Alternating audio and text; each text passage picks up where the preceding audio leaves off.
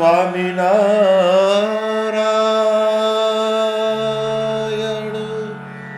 સ્વામિનારાયણ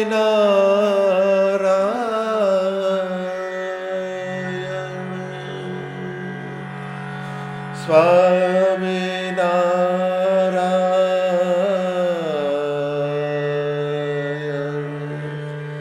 સ્વામિનારાયણ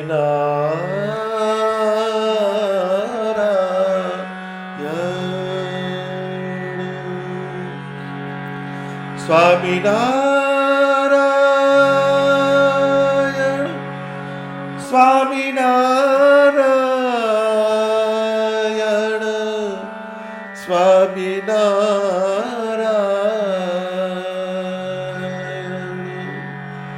સ્વામિનારાયણ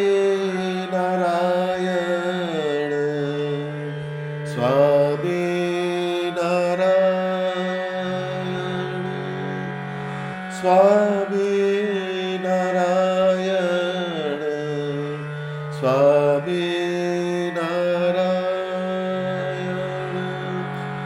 સ્વામિનારાયણ સ્વામિનારાયણ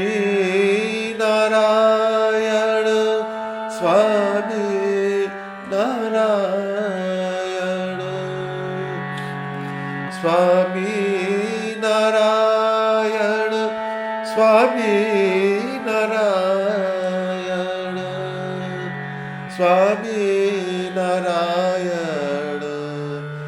સ્વામિનારાયણ સ્વામિનારાયણ સ્વામિનારાયણ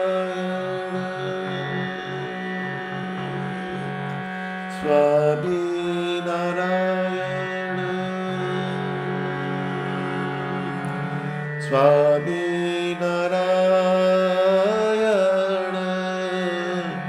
સ્વામિનારાયણ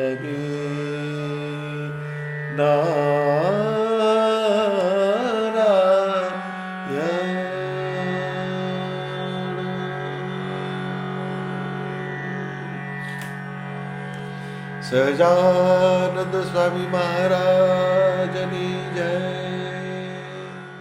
સૌ હરિભક્તોને મારા જય સ્વામિનારાયણ. વિવેક ચિંતામણી લંપટકો અંગ ભાગ 8 તારીખ 17/1/2024.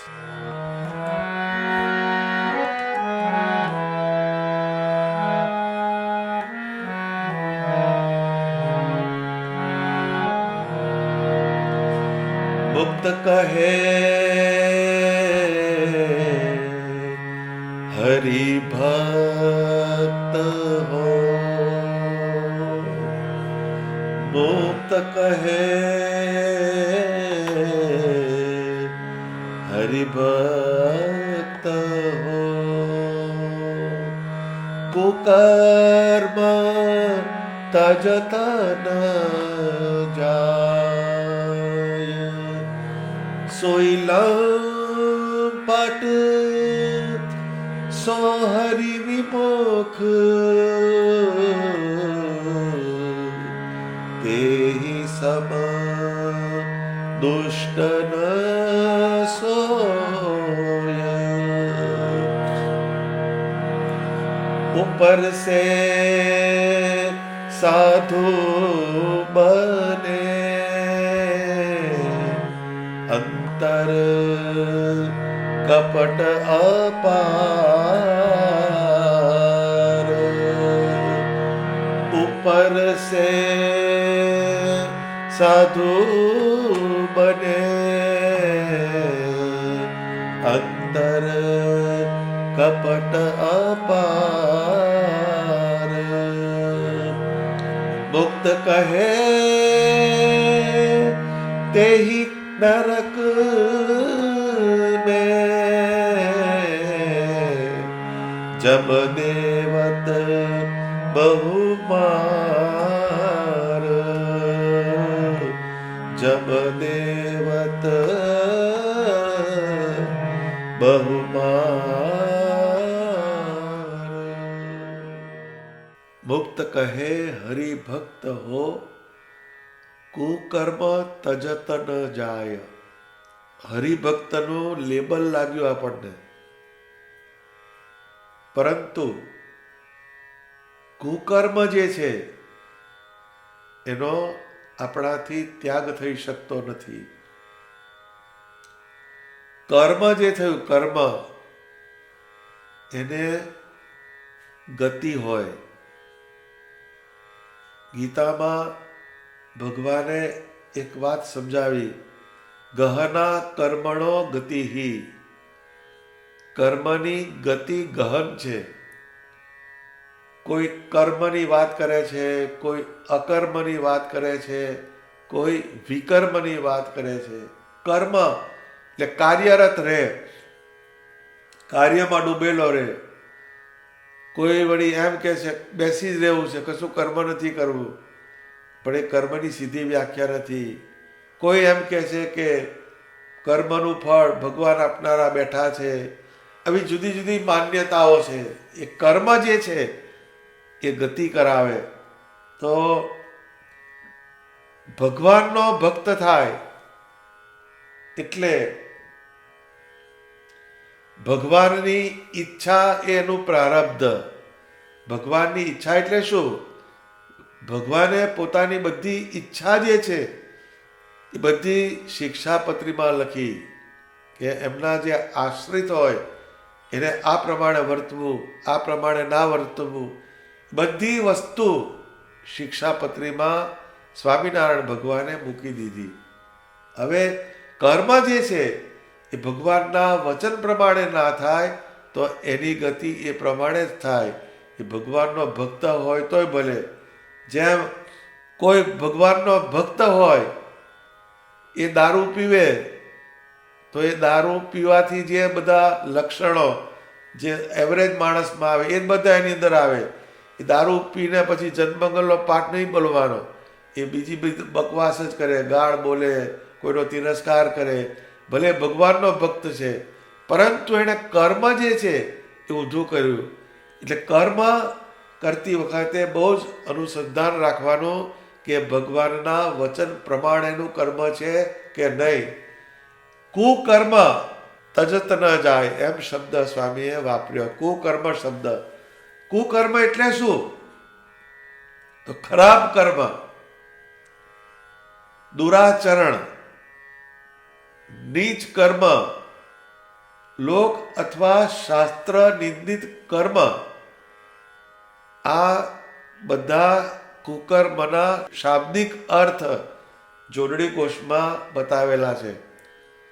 આ બધા ટાઇટલ જે છે એ કુકર્મ કરનારને લાગુ પડે.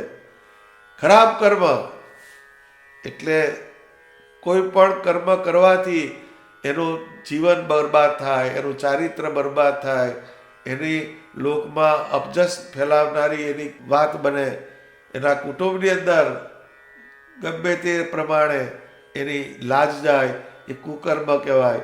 દુરાચરણ એટલે દુષ્ટ આચરણ, જે કોઈનું અહિત થાય, કોઈને દુઃખ થાય એવું જે આચરણ કરે એને દુરાચરણ કહેવાય.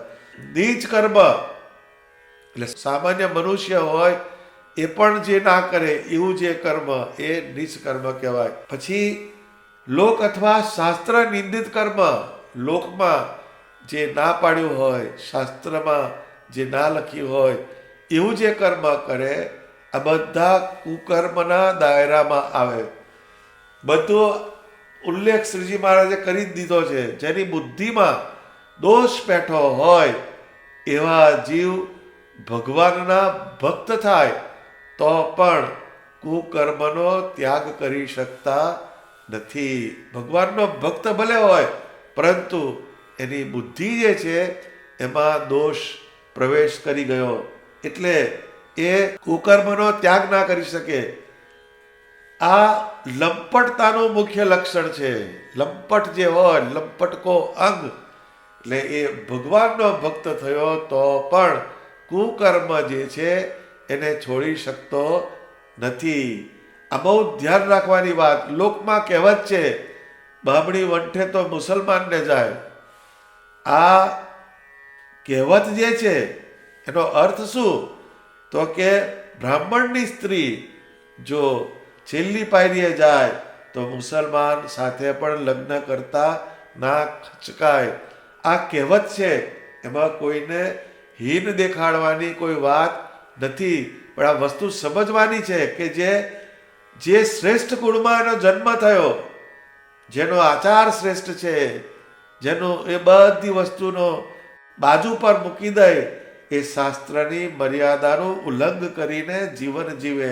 આ એક કહેવત બતાવી, પરંતુ એનો અર્થ શું છે કે ગમે એવા કુળમાં જન્મ થયો હોય, એના કુળના લોકો ગમે એવું સારું આચરણ કરતા હોય, પણ જેનામાં દોષ પ્રવેશે, લંપટતા પ્રવેશે, એ કશું જોવે નહીં, એ બધું બાજુમાં મૂકી દે ને એના મનનું ધાર્યું કરે. આવા જીવ ભગવાનથી વિમુખ થાય છે.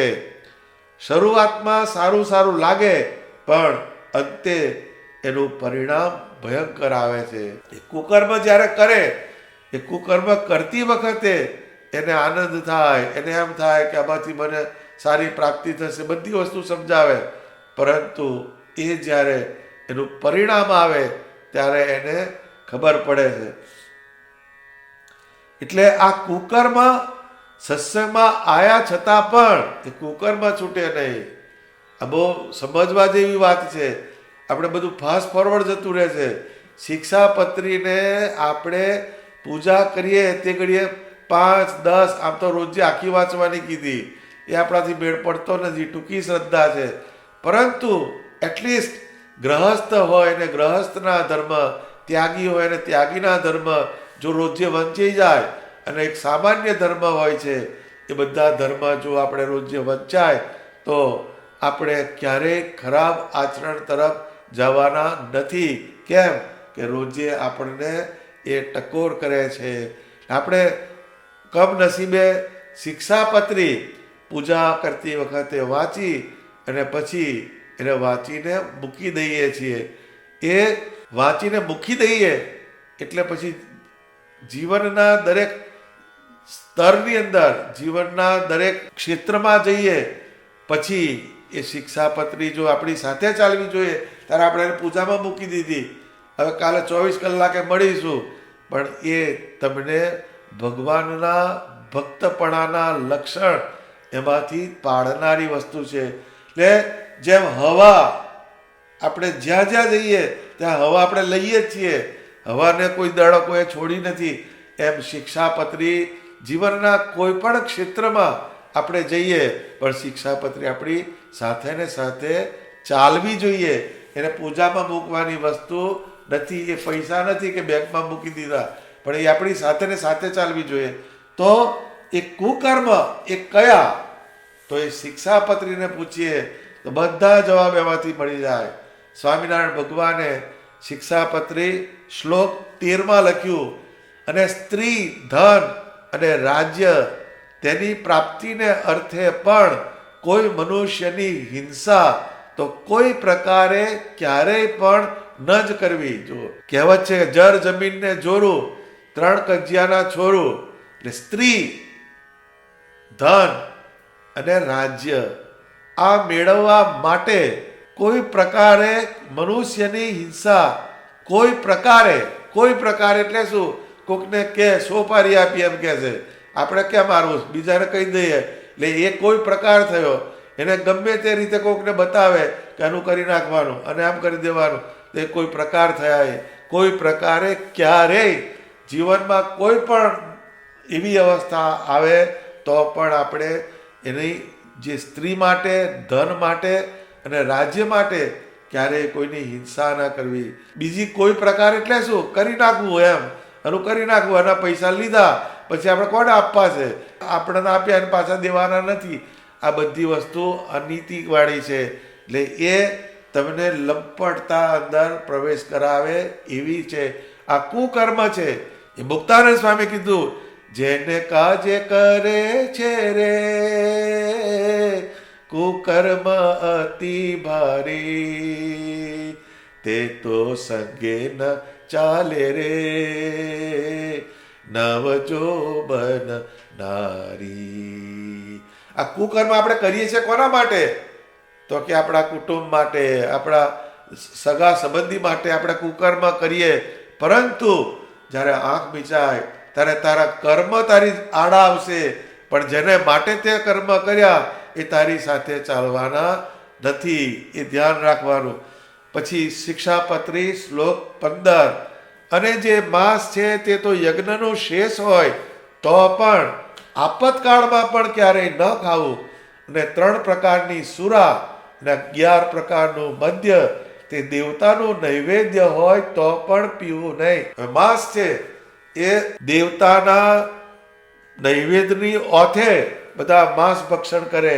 દેવતાને આ નૈવેદ્ય ધરાવવું છે એટલે દારૂ ધરાવે, અને પછી ધરાવવો નથી એને પીવો છે. માંસ ભગવાનને નથી હાલવાનું, એને માંસ ખાવું છે. એટલે દારૂ અને માંસ ભગવાનને નિમિત્ત રાખીને પણ ના પાડી હોય તો આપણે તો ખાવાની કોઈ વાત જ નથી આવતી. કેમ? માંસ ખાય એટલે એનામાં હિંસા પ્રવેશી, અને દારૂ પીધો એટલે દારૂ પીવાથી એ માણસ વિવેક ખોઈ બેસે, એ વર્તમાનમાં રહી શકતો નથી. સારું શું અને ખરાબ શું એનો એને ખ્યાલ રહેતો નથી. આમ કરવાથી તમારા જીવનની, તમારા કુટુંબની બરબાદી થાય અને ભગવાનથી તમને એ છેટા લઈ જાય. આ કુકર્મ છે. શ્લોક 18, અને અમારા આશ્રિત જે પુરુષ તથા સ્ત્રીઓ તેમણે વ્યભિચાર ન કરવો. આ પર સ્ત્રી ગમન, પર પુરુષ ગમન, આ 2 વસ્તુ જીવનમાં પ્રવેશ કરે એટલે અનીતિ પ્રવેશી જાય, અને બીજા ઘણા છિદ્રો ચાલુ થઈ જાય. ધનનો નાશ કરાવે, કોઈની હિંસા કરાવે, તમને ખોટા તમારા લક્ષણો અંદર પ્રવેશી જાય. એટલે એક ના પાડી. જુગટું આદિક જે વ્યસન તેનો ત્યાગ કરવો. જુગટું કોઈ પણ રમત હોય જેમાં પૈસા સમાયેલા હોય, જે રમત રમવાની એ ક્યારેય રમવું નહીં. અત્યારે ક્રિકેટ રમાતી હોય એમાં કરોડો રૂપિયાનો જુગાર ખેલાઈ જાય, પણ બરબાદી કરનારી એ વસ્તુ છે. રમત જે છે એ મનને આનંદ કરાવનારી વસ્તુ છે, પરંતુ જ્યારે એમાં પૈસો પેસે એટલે તમને અનીતિ તરફ લઈ જાય. એ જુગટું કહેવાય. પત્તા રમે, દૂરી પર આટલા, તીરી પર આટલા, આમ કરીને લોઅર લેવલે હવા રમે, મોટા લેવલવાળા કેસિનોમાં જાય. પણ આ બધો પ્રકાર જુગટુનો છે. ઘણા ઘોડાની રેસ રમે, આ ઘોડા પર આટલા રૂપિયા, એવું પણ ચાલતું હોય. એટલે બધી વસ્તુ જે છે એ જુગટું છે. એ વ્યસન પડે પછી એ બરબાદી તરફ લઈ જાય. ભાંગ, મફર, માજમ, ગાજો આદિ જે કેમ કરનારી વસ્તુ તે ખાવી નહીં અને પીવી નહીં. ભાંગ છે, મફર, માજમ, ગાંજો, ચરસ, આ બધી વસ્તુ એમાં તમાકુ આવી જાય. ભલે ભગવાને લખી નહીં, આગળ લખી છે પાછી શિક્ષાપત્રી, એમાં બધી વસ્તુ આવી જાય. પરંતુ આ બધા જે વ્યસન જે છે એ છોડવા પડે. પાન અને મસાલાનું વ્યસન. ઘણાને આપણે બોલીએ કે આ પાન કેમ ખાય છે, તો કે તો સાદું ખાઉં છું. આમ કરીને એ તમને વ્યસનની વાત જે છે એને ઢાંક પીછોડા કરે, પરંતુ સરવાળે એ કુકર્મ છે. આ ભગવાનને ગમતી વસ્તુ નથી આ, એટલે એ આપણે કરવાની નહીં. એ ખાવી નહીં અને પીવી નહીં. શ્લોક 20, અને પોતાના સ્વાર્થની સિદ્ધિને અર્થે પણ કોઈને વિશે મિથ્યા અપવાદ, આરોપણ ન કરવો, અને કોઈને ગાળ તો ક્યારેય ન દેવી જોઈએ. પોતાનો સ્વાર્થ હોય એને પ્રાપ્ત કરવો હોય, અને બીજા ઉપર મિથ્યા અપવાદ, દાખલા તરીકે કોઈ પણ વસ્તુ તમે કોઈની પાસે લીધી ના હોય અને તમે કહો કે આ ભાઈ મારી પાસે આટલું લઈ ગયા, એ મિથ્યા અપવાદ કહેવાય. તમારે તમારો સ્વાર્થ સાધવો છે, પણ તમે કોકના ઉપર ખોટું આડ ચડાવો, એને દુઃખ દેનારું છે. અને કોઈને ગાળ તો ક્યારેય ન દેવી જોઈએ. આ ગાળ શબ્દ જે છે એની અંદર બધું ખરાબ તત્વ જેમાં આવે, મા આવે, બેન આવે, પત્ની આવે, બધાનો ઉલ્લેખ થાય એની અંદર. પણ એ ગાળ જે છે સરવાળે દુઃખ દેનારી છે. કોઈ પણ જગ્યાએ તમે ગાળ દો એ તમારું અહીં થવાનું ને થવાનું. આમ તો કોઈને કોઈ તમારે આડો ના ફર્યો હોય, કોકની જોડે વાત કરતો હોય તો એના વિશેને ટૂંકારો કરીને ગાળ બોલે પહેલો, ને પછી એની શરૂઆત કરે.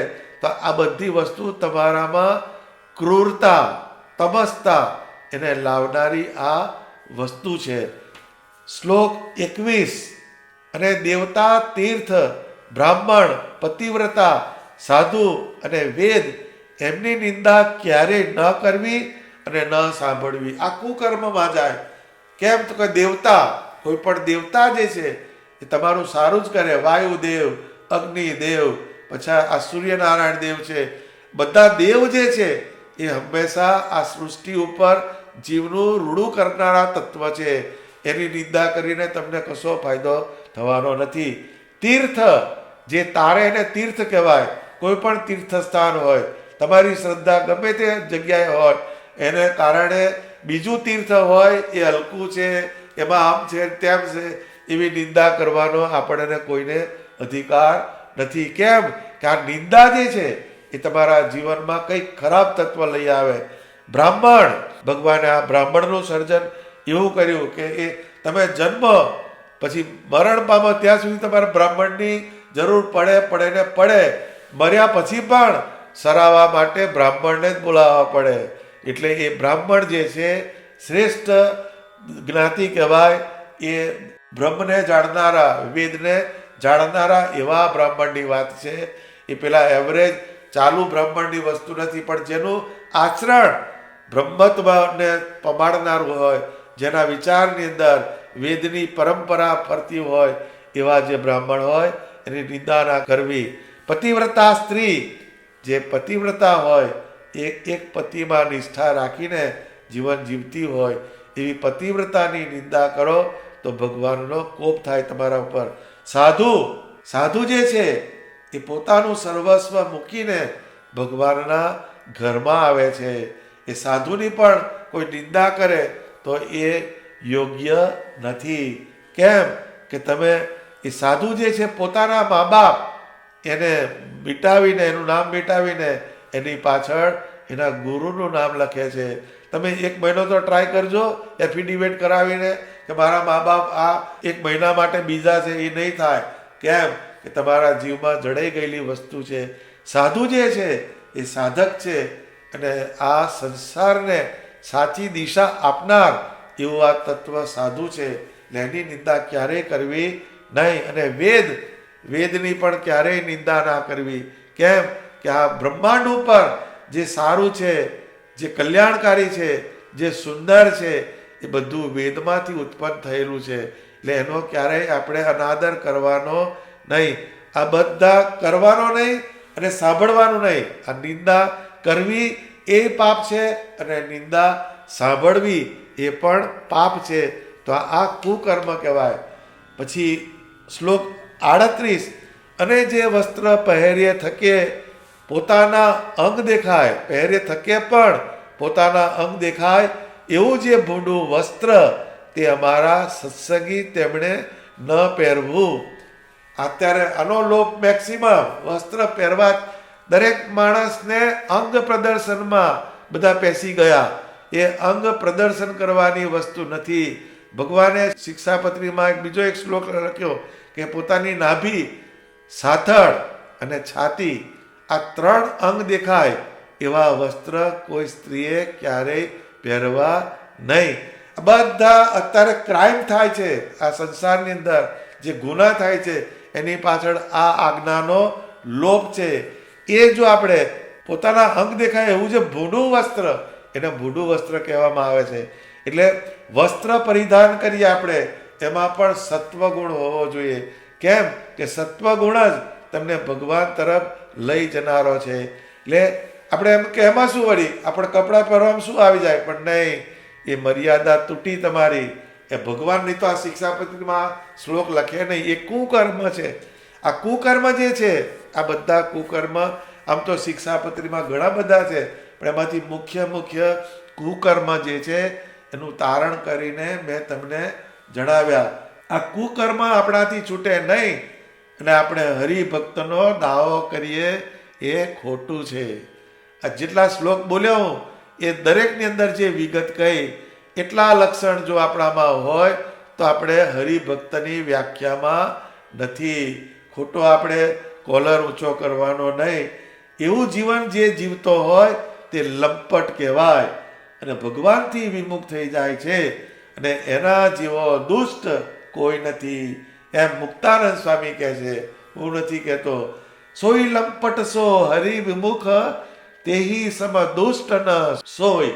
એના જેવો કોઈ દુષ્ટ, એના જેવો કોઈ પાપી, એના જેવો કોઈ લંપટ નથી. સ્વામી આગળ વિષયના સમાપનમાં લખે છે, ઉપર સે સાધુ બને અંતર કપટ અપાર, મુક્ત કહે તેહી નરક મેં જમ દેવત બહુ માર. આ છેલ્લે યમ લાવવા જ પડે આ બધાને. એનું કારણ શું છે કે યમના દૂતથી જ બધા બીવે છે, કોઈ સીધું માનતો નથી. અત્યારે તમારે ટ્રાફિકના રૂલ નિયમન કરાવવું હોય, દંડ દાખલ થઈ ગયા, ઠેરે ઠેર કેમેરા મુકાઈ ગયા, સેજ રેડ સિગ્નલમાં કોઈકની ગાડી નીકળી ગઈ તો ઘેર કંકોત્રી આવી જાય, પહોંચ ફાટી જાય તમારે ઘેર. આ વસ્તુઓ આવી એના કારણે બધા ટ્રાફિકના નિયમનું પાલન કરે છે. એમ આવા જે કુકર્મ કરતો હોય એને નરક જેવી યાતના આને આ દેહે ભોગવવી પડે. ઉપર સે સાધુ બને અંતર કપટ અપાર. હવે ઉપર અને અંદર બે જુદી વસ્તુ છે.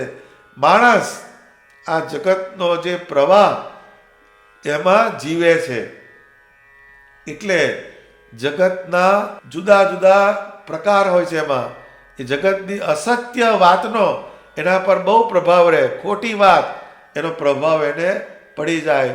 અત્યારે બે ખરાબ વસ્તુ હોય, એ છોકરું જોઈ આવે તો એને અંદર પેસી જ જાય, અને તમારે ભગવાનની બે વાત એમાં ઘૂસાડવી હોય તો બહુ વાર લાગે. અને એ અવાસ્તવિક, જે વાસ્તવિક નથી, સાચું નથી, ને ભ્રમણાથી ભરેલું આ વાતાવરણનો શિકાર બની જાય છે. ભ્રમણા એટલે શું કે આપણને એની અંદરથી પેલી ભ્રમણા થાય કે અહીંયા સુખ છે, અહીંયા શાંતિ છે, એમ સમજીને એનો શિકાર બને. પરંતુ સત્યનો માત્ર આભાસ છે, એમાં એ સાચું નથી એવી વાત એને પકડાઈ જાય, એની બુદ્ધિમાં ભ્રષ્ટતા પેસી જાય. પછી બહારની દુનિયામાં લોકોને જે છે એનાથી જુદો દેખાવાનો પ્રયત્ન કરે. બહાર એમ કે હું આમ છું તેમ છું, અંદર જુદા ફિરકા ચાલતા હોય. એવી જે વાત છે એના પર ભગવાનની પ્રસન્નતા ક્યારેય થવાની નથી. એની બુદ્ધિમાં અધર્મ, અનીતિ અને કુસંગના વાદળો છવાયેલા હોય છે. અધર્મ, અનીતિ અને કુસંગ એનાથી ઘેરાયેલો હોય, અને બહાર લોક વ્યવહારમાં પોતે બહુ ધાર્મિક, પોતે બહુ નીતિવાળો, પોતે બહુ પ્રમાણિક છે, આવો એક દેખાવ એ કરતો હોય તો આવો જે વ્યક્તિ હોય એ ધીરે ધીરે ધીરે પોતાની જાતને છેતરતો થઈ જાય. એને સાયકોલોજીમાં, માનસશાસ્ત્રીના માનસિક રોગોમાં સેલ્ફ ડિસેપ્શન કહેવામાં આવે છે. પોતાની જાતને જ આપણે છેતરીએ, એટલે આ ભયંકર માનસિક રોગ છે. આવા લોકો ક્યારેય ચેનથી સૂઈ શકતા નથી, એને જીવનમાં એ સારી રીતે જીવી શકતા નથી. એના સૂક્ષ્મ શરીરમાં એનું મન એ અંદર જુદા જુદા જુદા ઘાટ કરતું હોય, પરંતુ અંદરથી તો બતાવે કે તું બહાર આવો દેખાય છે, પણ અંદર તો તારું આચરણ આવું છે. એની બુદ્ધિ જે છે એને ફરી વળે, એનું ચિત્ત એને ફરી વળે, એનો અહંકાર એ ફરી વળે. બહારના જગતમાં તું એમ કે છે કે હું ભગવાનનો ભગત છું, પણ અંદર તો તું માયાનો ભગત છું, જગતનો ભગત છું. આટલી બધી વસ્તુઓ પોતાની એ આપણને ફરી વળે, અને સેલ્ફ ડિસેપ્શન કહેવામાં આવે છે. એટલે એનો જીવ હેરાન થઈ જાય. માટે શ્રીજી મહારાજે સત્સંગમાં દંભી ન થવું એનો બધાને પાઠ ભણાયો. જે માને કરીને, દંભે કરીને સત્સંગમાં સેવા કરે છે, ભક્તિ કરે છે, એની ભક્તિ એના કલ્યાણના માર્ગમાં ક્યારેય કામ આવતી નથી. કેમ કે ઉપર વેશ અચ્છો બન્યો, માહી મોહ ભરપૂર, વેશ લીધો વૈરાગ્યનો, દેશ રહી ગયો દૂર. બહારથી વેશ બહુ સરસ ભજ્યો, પણ અંદરથી મોહ ભરપૂર છે. એવો જે ભક્ત હોય એનો વૈરાગ્ય ક્યારેય ટકતો નથી, ને એનું ભજન એ ક્યારેય ટકતું નથી. કારણ એનામાં કપટ પ્રવેશ કરી ગયું. રાવણે સીતાનું હરણ કર્યું એ વખતે એણે સાધુનો વેશ લીધો, અને સીતાજીને લક્ષ્મણ રેખાને ઓળંગવાની મજબૂરી કરાવી અને પછી એણે સીતાનું હરણ કર્યું. એમ જ્યારે આપણામાં અધર્મ કપટરૂપી રાવણ પ્રવેશ કરે ત્યારે એ આપણી ભક્તિ અને ઉપાસના રૂપી સીતાનું એ હરણ કરી જાય. એટલે એને ક્યારેય એન્ટ્રી આપવાની નહીં. એ કુકર્મ જે છે એ કુકર્મ તમને અહીંયા લાવીને ઊભા રાખી જાય. એટલે લંપટતાને વશ થઈને માણસ કપટી બની જાય. પછી મુક્તાનંદ સ્વામી કહે છે તેમ કપટી અરુ શ્વાન જ્યું ધર્મ અધર્મ ન કોઈ મુક્ત સંત કે વેશ સે સબકુ ધૂતત સોય. એ કૂતરાને કોઈ આભડછેટ ના હોય. કપટી નર એટલે કપટ જેનામાં હોય એને કોઈ જાતનો એને વાંધો જ ના આવે. જેમ કૂતરો હોય ને આભડછેટ ના હોય. ભગવાનને ધરાવેલો રોટલો આપો તોય ખાઈ જાય અને કોઈનો મળ પડ્યો હોય એના પર એ મોઢું મારી આવે. આ એ ભ્રષ્ટ જગ્યામાં પણ રખડે અને સારા સ્થાનોમાં પણ રખડે. એમ જે કપટમાં સરકી જાય એવા લંપટ જીવને ધર્મ શું કે અધર્મ શું? આપણે તો બધું ચાલે જે બાહ્ય આચરણમાં જ સારો દેખાવા પ્રયત્ન કરે પરંતુ અંદર જુદું જ રમતું હોય એ આગળ જતા અનર્થ સર્જે છે. એ બહાર જુદા સારા દેખાવામાં લોકોને ધૂતવાનો હેતુ હોય છે પરંતુ આવા કપટી લોકો પોતે ધૂતતા હોય છે, પોતે જ ધૂતા. એમાં આવા કપટી લોકો હોય એ બીજાને ધૂતે એ ભલે અંદરથી માનતો હોય પરંતુ અંદરથી એ પોતે જ ધૂતાતો હોય એવું છે આ વાત. એટલે શ્રીજી મહારાજ ગઢડા અત્યના 26મા વચનામૃતમાં કહે છે, ભગવાને આ વિશે બહુ સરસ વાત કરી કે અમને અહંકાર ન ગમે. તે અહંકાર ભક્તપણાનો, ત્યાગીનો, વૈરાગ્યનો, બ્રહ્મપણાનો, સમજણનો હોય, વર્તમાન પાડ્યાનો હોય એ રીતનો જે અહંકાર તે અમને ન ગમે. અને દંભ ન ગમે. તે દંભ તે શું? તો પોતાના હૃદયમાં ભગવાનનો નિશ્ચય, ભક્તિ અને ધર્મ તે થોડા હોય ને બીજા આગળ પોતાની મોટપ વધાર્યા સારું ઉપરથી તો તેને બહુ જણાવે તે ન ગમે. જો આ 6 પ્રકારના અહંકાર શ્રીજી મહારાજે ગણાયા. કયા? તો કે છે પહેલામાં પહેલો ભક્તિનો અહંકાર. ભક્તિ કરે ખરો પણ તમે કેટલી માળા કરો છો? તો કે 21. બસ હું 51 કરું છું. આ અહંકાર આવ્યો. એ ભક્તિપણાનો અહંકાર. ત્યાગીનો અહંકાર. મારે બધા જ વર્તમાન પાડવાના. આપણે બધાના જેવું નહીં. આપણે તો ભગવાને જેમ કીધું એમ જ કરવાનું.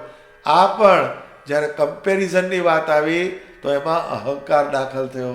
વૈરાગ્ય, જેણે કોઈ જગ્યાએ જગતના પદાર્થમાંથી વૃત્તિ કાઢી લીધી અને એને ભગવાનનું ભજન કરતો હોય પણ બીજા કરતાં હું વધારે વૈરાગ્યવાળો છું, આવું જો ઘૂસી જાય તો એ પણ તમને દુઃખ આપનારો થાય. જેમ કોઈ ગ્રહસ્થ હોય, તમે એ પણ એવો વાત કરે કે મારે એવું બધું બહુ પડેલી નહીં, મારે તો આમ કરવાનું, મારે તો આમ કરવાનું, તો એ અહંકાર થયો. બ્રહ્મપણાનો અહંકાર, બ્રહ્મત્વની વાત કરતો હોય. સમજણનો અહંકાર, મને બધો ખ્યાલ આવે, બધો વિવેક છે. પછી વર્તમાન પાડ્યાનો, આ 6 પ્રકારના અહંકાર. ભગવાનના વચન પાડે એ પણ એમાં અહંકાર દાખલ થઈ જાય તો ભગવાન કહેશે એ 6 મને ગમતા નથી. આ 6 પ્રકારના અહંકાર એ તમને દંભની પાસે લઈ જાય. દંભ જે છે ત્યાં લઈ જઈને એ તમને ઊભા રાખે. હવે ભગવાનને ગમતા નથી એમ કે છે ભગવાન. એ દંભ શું? તો કે પોતાને હૃદયમાં ભગવાનનો નિશ્ચય હોય, ભક્તિ હોય અને ધર્મનું પાલન કરતો હોય. એ તો થોડુંક જ હોય પણ બહાર જ્યારે વાત કરે ત્યારે એને મેગ્નિફાય કરીને વાત કરે, મલ્ટીપ્લાય બાય 100 એમ કરીને વાત કરતો હોય તો કે છે ભગવાન કહે છે એ મને ના ગમે. હવે ભગવાનને જે ના ગમે તો એની ગણતરી ક્યાં થાય? તો જેનાથી ભગવાન કુરાજી થાય એમ કરવું નહીં ને ભગવાન જેનાથી પ્રસન્ન થાય એવી જ ક્રિયા કરવી. પરંતુ બહાર આચાર સારો દેખાડીને અંતઃકરણમાં એનાથી વિપરીત એટલે કે ઊંધી દિશામાં આપણે જીવતા હોઈએ, ઊંધી ભાવદશામાં જીવતા હોઈએ તો આપણા ઉપર સ્વામિનારાયણ ભગવાન ક્યારેય પ્રસન્ન થવાના નથી. કેમ કે આપણા અંતઃકરણની અંદર એ અંતર્યામી રૂપે રહેલા છે. એ સ્વામિનારાયણ ભગવાને આ જે વાત કહી વચનામૃતની એને બહુ જ ધ્યાનમાં લેવાની. અને જે ઉપર સે સાધુ બને અંતર કપટ અપાર, કે આપણે ઉપરથી સારા સત્સંગી દેખાવાનો પ્રયાસ કરીએ પરંતુ અંદર જગતના ગાઢ સંકલ્પ આટા મારતા હોય તો એ ભક્તિનો સાચો માર્ગ નથી. એ લંપટતાનું અંગ છે.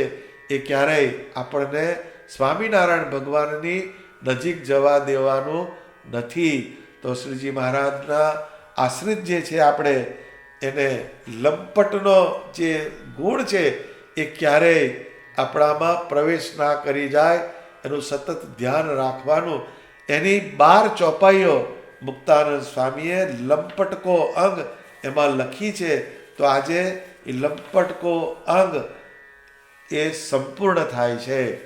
સહજાનંદ સ્વામી મહારાજની જય.